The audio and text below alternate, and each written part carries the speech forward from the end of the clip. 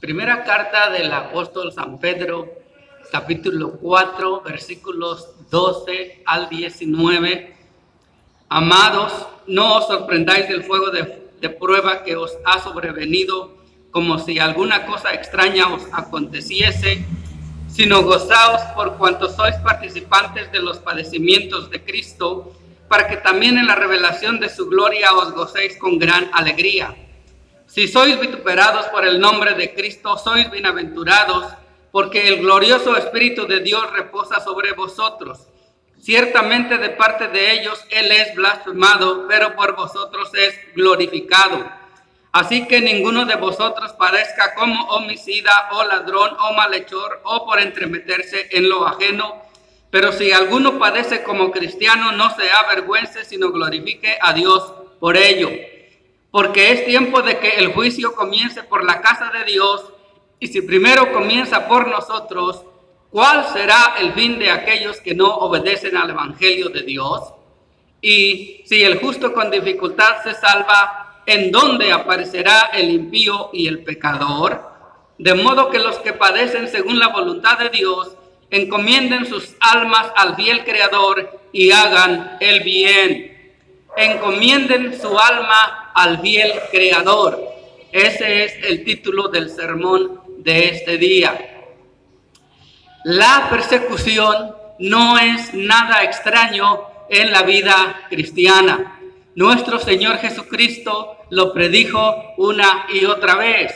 Por ejemplo, en el Evangelio según San Juan, capítulo 15, versículos 18 al 20, Él dijo: si el mundo los aborrece, sepan que a mí me han aborrecido antes que a ustedes. Si ustedes fueran del mundo, el mundo amaría lo suyo.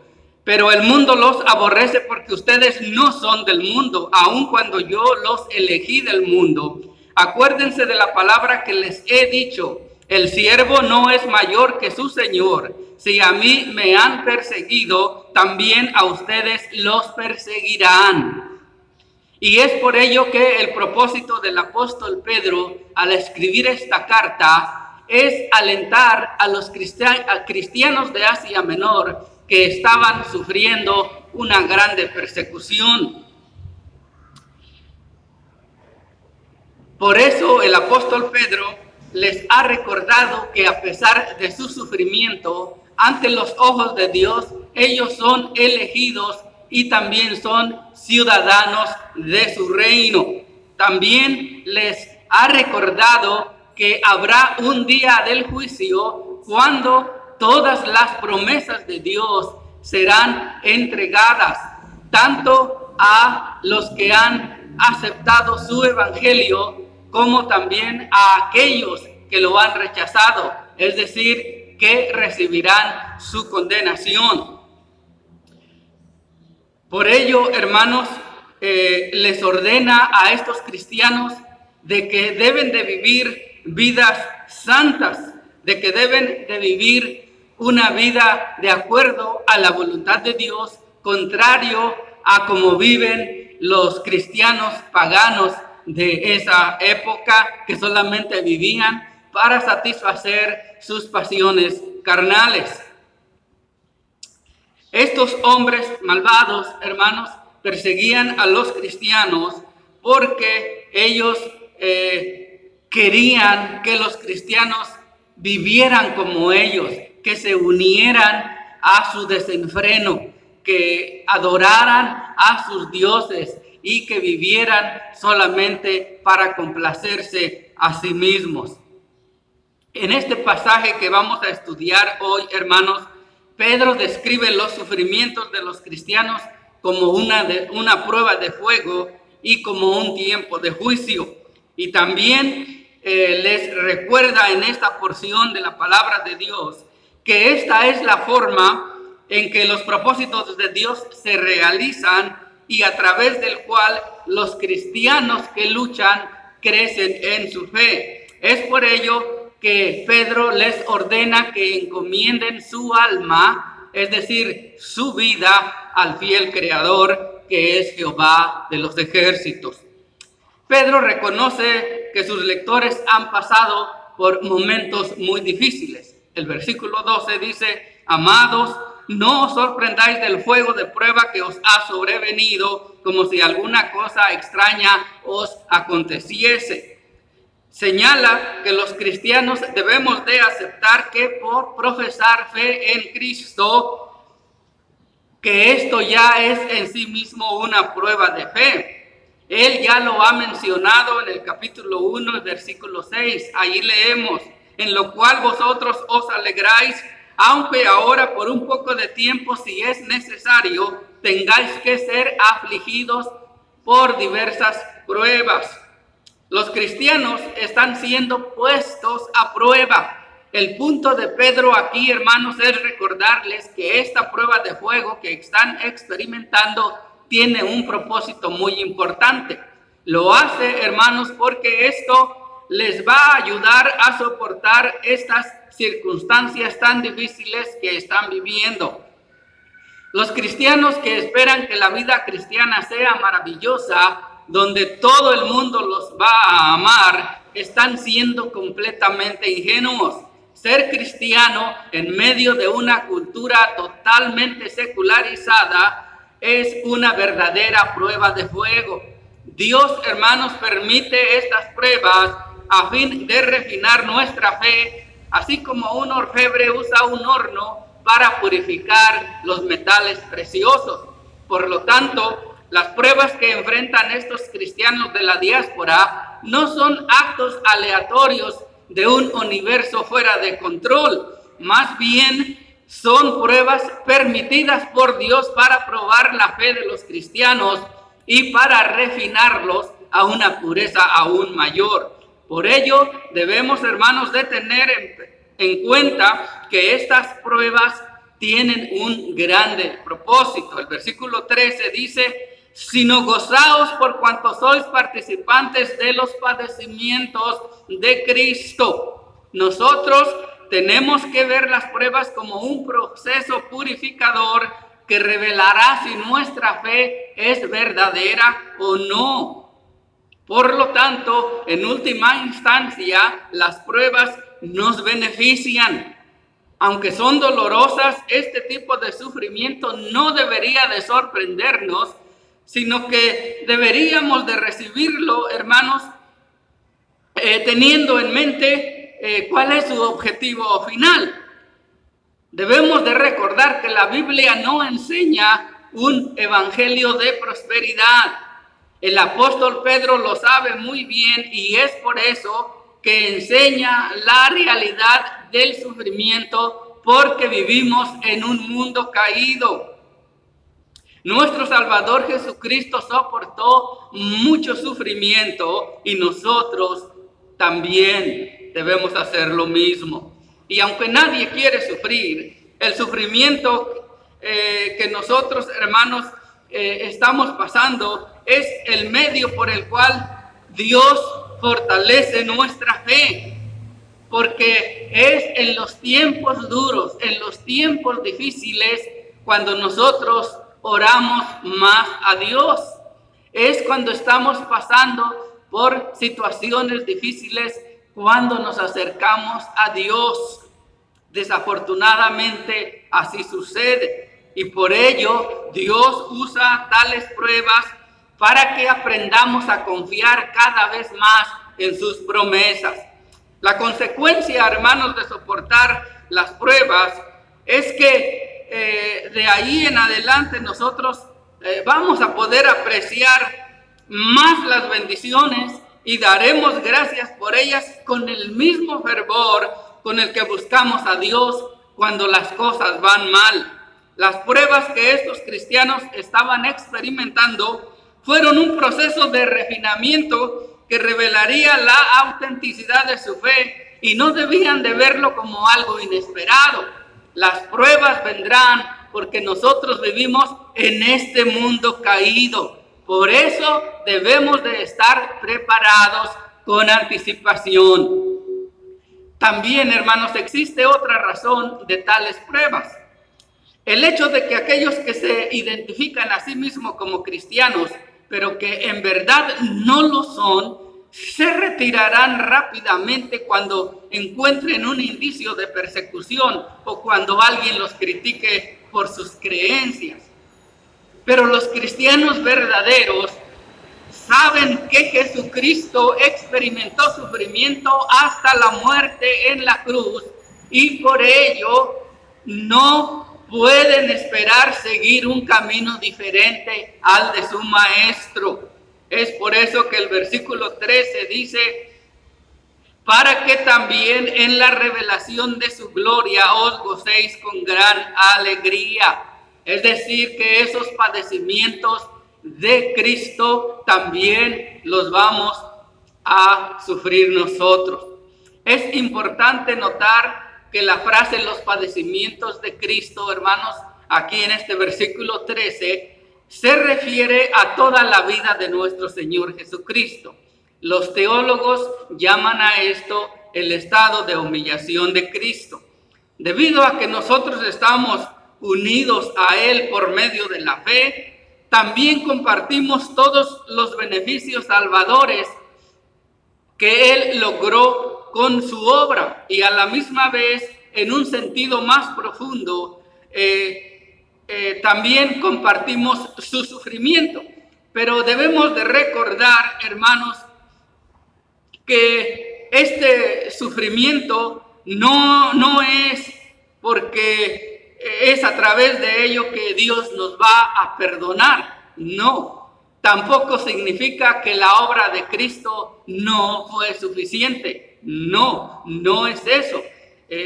No quiere decir que tenemos que sufrir para poder salvos. Ya sabemos que esa no es la enseñanza bíblica. Más bien, cuando nosotros como cristianos sufrimos por identificarnos con Cristo, pasamos a experimentar sus padecimientos. Y esta experiencia, hermanos, de sufrimiento nos hace concebirlo desde una perspectiva que nos permite ver el mal como una ventaja. Si Jesucristo fue odiado porque no tenía pecado en un mundo de pecadores, nosotros podemos esperar el mismo trato porque confesamos que Él es nuestro Salvador, porque confiamos y porque nosotros declaramos que su obra es la que nos perdona de nuestros pecados. El paganismo grecorromano del tiempo de Pedro desconfiaba de los cristianos porque no adoraban al César y porque tampoco participaban en la adoración que rendían a todo el panteón de dioses. Debido a esto, a menudo se les llamaba ateos porque se les consideraba rebeldes que enseñaban que Jesús es el Hijo de Dios. Fue por ello que finalmente fueron excluidos de las sinagogas locales, porque también enseñaban que Jesucristo es el Mesías o era el Mesías de Israel. Roma toleraba al judaísmo, pero a medida que los cristianos comenzaron a reunirse solos fuera de las sinagogas, ya no disfrutaron de la protección legal que tenían los judíos. Además, debido a que los cristianos se unían, o más bien que no se unían a las actividades paganas centradas en complacer los deseos de la carne, sus vecinos grecorromanos los veían con gran oposición.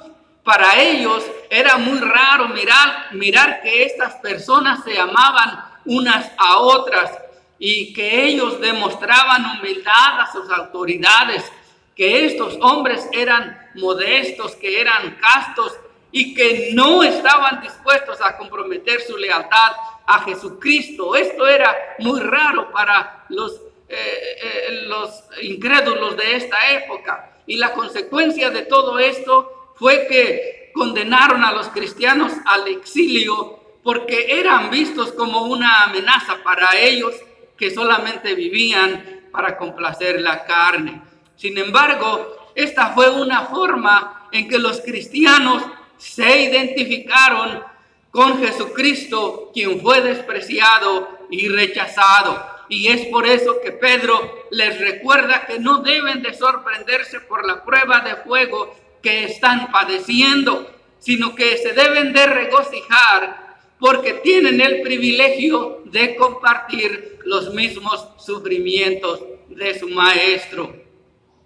La gran ironía de toda esta persecución, hermanos, de todo este sufrimiento que causaban los incrédulos a los creyentes, es que aquellos o estos hombres que maldecían a los cristianos, en realidad estaban proporcionando un medio a través del cual Dios bendecía a su pueblo. El versículo 14 dice: si sois vituperados por el nombre de Cristo, sois bienaventurados. El pueblo de Dios debe de regocijarse cuando sufre, porque tales sufrimientos se convierten en un medio a través del cual Dios es glorificado. La frase en este versículo 14, porque el glorioso Espíritu de Dios reposa sobre vosotros, es un eco del profeta Isaías en el capítulo 11. Una característica importante de la venida del Mesías es que el Espíritu Santo reposó sobre él, capacitándolo para su ministerio o para su obra mesiánica. Sorprendentemente, Pedro agrega que el mismo Espíritu Santo que reposó sobre Jesucristo ahora reposa sobre los cristianos.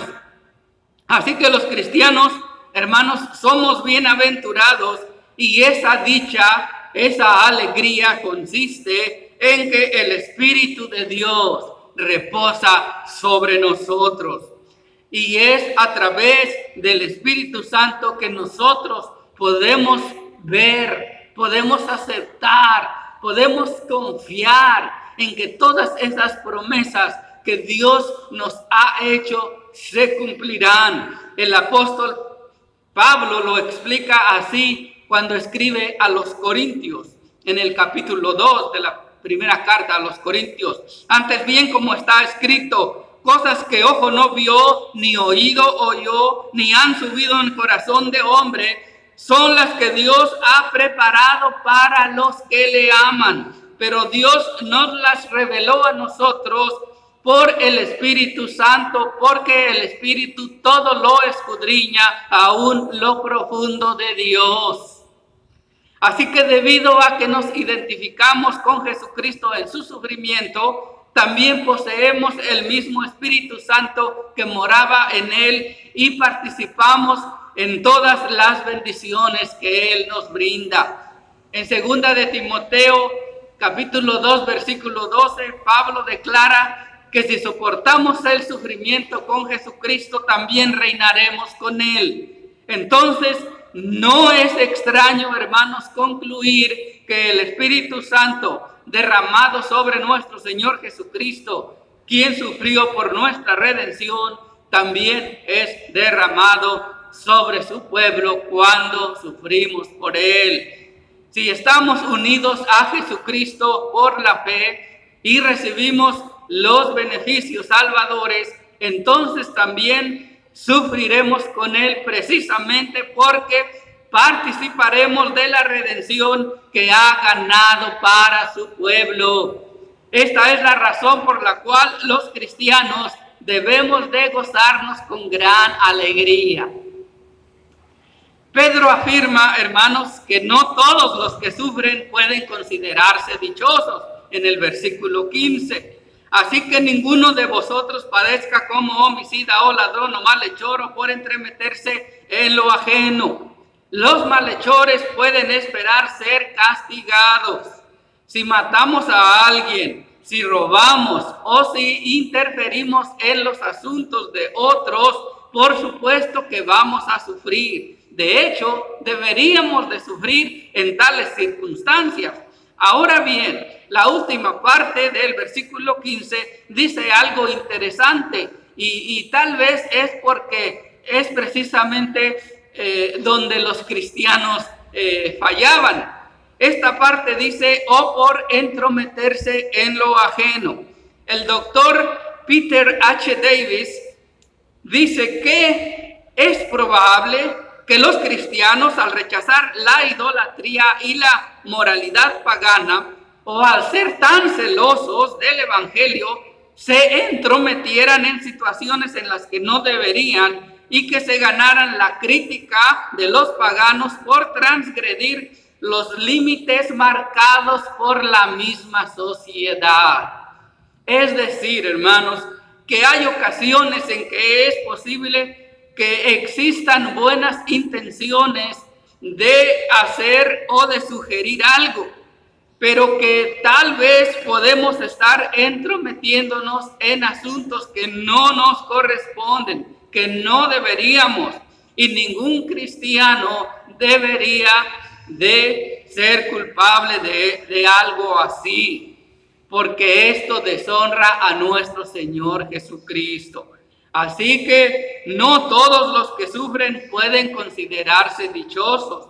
Solo entran dentro de esta categoría aquellos que sufren por la causa de Jesucristo. Versículo 16. Pero si alguno padece como cristiano, no se avergüence, sino glorifique a Dios por ello. Según este versículo 16, en aquella época se podía procesar a alguien por ser cristiano. Hay registros que a partir del año 64 después de Cristo, Nerón les empezó a perseguir por el hecho de ser cristianos. En este sentido, hermanos, el tipo de sufrimiento que Pedro está describiendo es el que se sufre debido a la fe en Jesucristo. Es por ello que anima a sus lectores que si alguno sufre como cristiano, no debe de avergonzarse, sino que más bien debe de glorificar a Dios. El pueblo de Dios debería de ver como un honor identificarse con los sufrimientos de Cristo, porque esto le da gloria a Dios. Por lo tanto, si nos hemos identificado por nuestra conducta honorable ante los incrédulos, o si nos hemos identificado por no vivir para satisfacer las pasiones de la carne, o por profesar fe en el Dios de la Biblia, entonces no tenemos nada de qué avergonzarnos. Nadie debería de avergonzarse por ser llamado cristiano, por vivir de acuerdo a lo que la Biblia enseña. Los cristianos que sufren por su fe en Dios deben de mantener su cabeza en alto, porque de esta forma damos gloria a Dios. Nosotros, hermanos, glorificamos a Dios llevando con dignidad y coherencia el título de cristianos. Todavía Pedro menciona una razón más por la que Dios permite el sufrimiento para los cristianos. Versículo 17. Porque es tiempo de que el juicio comience por la casa de Dios, y si primero comienza por nosotros, ¿cuál será el fin de aquellos que no obedecen al evangelio de Dios? Parece que Pedro está citando vagamente al profeta Ezequiel en el capítulo 9, y también se encuentra un lenguaje similar en Malaquías capítulo 3. Estos profetas Ezequiel y Malaquías hablaban de un juicio que vendría sobre Israel debido a su desobediencia al pacto de Dios. Ese juicio fue absolutamente apropiado porque Israel rompió repetidamente los términos de este pacto. Ahora bien, hermanos, el juicio de Dios ya se ha mencionado varias veces en esta carta de Pedro. Por ejemplo, en el capítulo 1, versículo 17, capítulo 2, versículo 23, capítulo 4, versículos 5 y 6. Este es un juicio que en el Antiguo Testamento anunciaba que comenzaría con el pueblo de Dios o en el propio templo de Dios, que es lo que dicen Ezequiel y Malaquías. Este tema del juicio se desarrolló en el judaísmo, hermanos, como un concepto del juicio purificador. Posteriormente, la iglesia primitiva retomó este tema y hacía referencia a situaciones en las que Dios estaba juzgando y purificando a su iglesia. Por ejemplo, en 1 de Corintios capítulo 11, versículos 31 y 32, leemos: Si pues nos examinásemos a nosotros mismos, no seríamos juzgados, mas siendo juzgados, somos castigados por el Señor para que no seamos condenados con el mundo. Así que para Pedro el juicio para purificar empieza ahora con la iglesia o con la casa de Dios.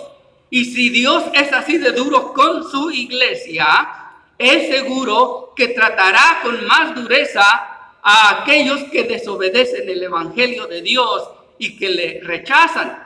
Pedro respalda su argumento con una cita del Antiguo Testamento, que es Proverbios 11:31. En el versículo 18 dice: y si el justo con dificultad se salva, ¿en dónde aparecerá el impío y el pecador? Esta cita proviene de Proverbios 11:31 en griego. Ahora bien, hermanos, debemos recordar que el Antiguo Testamento se centra en una salvación que tendría lugar en este mundo. Es decir, en una salvación de la enfermedad en este mundo, de los enemigos de este mundo o de peligros similares. Pero en nuestro contexto, este versículo se interpreta desde el punto de vista escatológico del Nuevo Testamento, tal como ya se ha descrito en el versículo 17, donde dice: es tiempo de que el juicio comience por la casa de Dios. El justo en el Antiguo Testamento era el que obedecía la ley de Dios, y en el Nuevo Testamento el justo es el que obedece el evangelio. Así que Pedro dice que el impío y el pecador en el versículo 18 no son los que desobedecen las leyes mosaicas, sino los que se niegan a someterse a las exigencias del evangelio. El juicio ya no es de este mundo, sino que es futuro. Es decir, Pedro habla del juicio final. Las pautas son las mismas que las del Antiguo Testamento, pero elevadas a un plano más alto. Pedro, hermanos, está de acuerdo con la enseñanza de los evangelios de que incluso para los creyentes es difícil salvarse. Por ejemplo, Jesús dijo que en los últimos días, o que los últimos días serían acortados por causa de los escogidos, en San Marcos 13. Y por eso cuando a Jesús le preguntaron que si solo se salvarían unos pocos, él respondió: esforzaos por entrar por la puerta estrecha, porque os digo que muchos tratarán de entrar y no podrán. Pedro advierte, hermanos, que las pruebas de fe son pruebas serias. El fuego de esas pruebas separará a los que verdaderamente se han comprometido con Cristo de los que tienen un compromiso superficial con Él.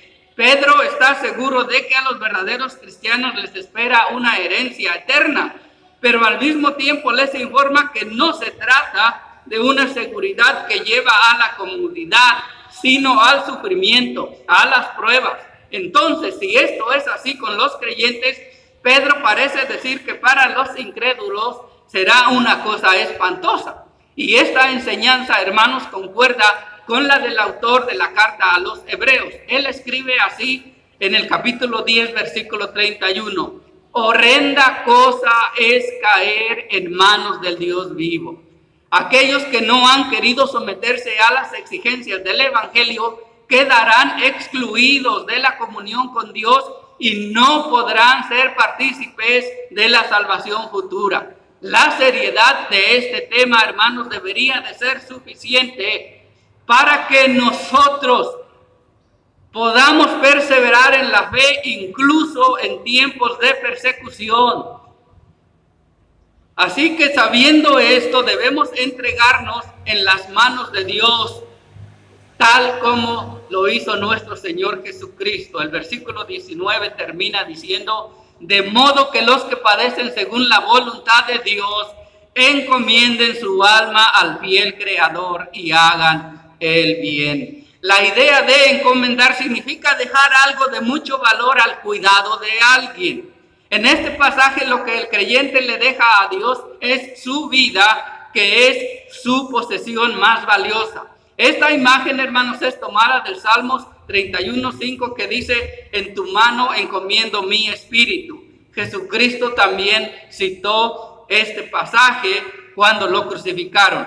Los cristianos, hermanos, tenemos que entregar nuestro ser a Dios, nuestra vida a Dios, porque Él es el fiel creador. Si Dios nos llama a periodos de sufrimiento y pruebas, sigamos el ejemplo de nuestro Señor Jesucristo y confiemos en el cuidado de Dios. Esto no es una resolución fatalista de simplemente aceptar lo que Dios envía. No, más bien es hacer el bien al que Pedro nos llama, porque es maravilloso saber que contamos o que tenemos un creador fiel que cuida de nosotros. Así que como Dios es quien da la vida, Él también es perfectamente capaz de mantenerla, de cuidarla. Él sabe cómo hacerlo. Él es fiel, no ha cambiado y nunca cambiará. El Dios que cuidó a Abraham, a Isaac y a Jacob, también es el Dios que nos cuidará en estos momentos, hermanos, de crisis. En esta situación que estamos viviendo, nosotros debemos de encomendar nuestra vida a nuestro fiel Creador, porque Él es el que cuida de nosotros. Así que si en este momento usted está pasando por una situación difícil, incluso si está sufriendo físicamente, encomiende su alma, encomiende su vida al fiel Creador, porque Él tiene cuidado de nosotros. Amén.